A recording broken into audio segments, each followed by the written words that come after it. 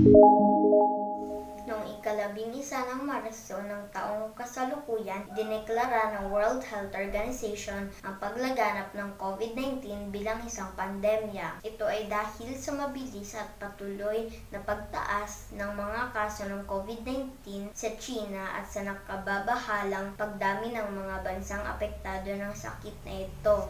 Ang COVID-19 o Coronavirus Disease 2019 ay isang uri ng sakit na dulot ng virus na Severe Acute Respiratory Syndrome Coronavirus 2 o SARS-CoV-2. Bunga ng pagkakadeklara ng COVID-19 pandemic, ang bawat bansa ay nagpatupad ng kanya-kanyang programa upang makontrol at masugpo ang paglaganap ng sakit na ito. Dito sa Pilipinas, ang pamahalaan ay nagpatupad at patuloy na nagpapatupad ng iba't ibang antas ng community quarantine sa iba't ibang parte ng bansa. Hinigpitan ang paggalaw ng mga tao sa mga komunidad upang makontrol ang paglabas at pagpasok ng mga tao sa bawat bayan, probinsya o rehiyon. Kaugnay nito, nagpatupad ang pamahalaan ng mga panuntunan para sa social at physical distancing. Pinagbawal ang mass gathering sa pagtitipon ng maraming tao. Ang mga pampublikong sasakyan ay kinailangan magbawas ng bilang ng mga pasahero bawat biyahe. Gayon din ang mga restaurant, beauty parlor at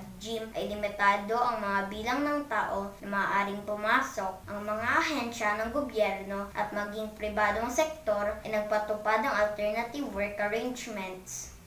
Ang mga paaralan naman ay isinagawa ang mga klase sa pamagitan ng online at blended learning. Pinag-utos rin ng pamahalaan ang pagsuot ng face mask at face shield kapag nasa labas ng bahay.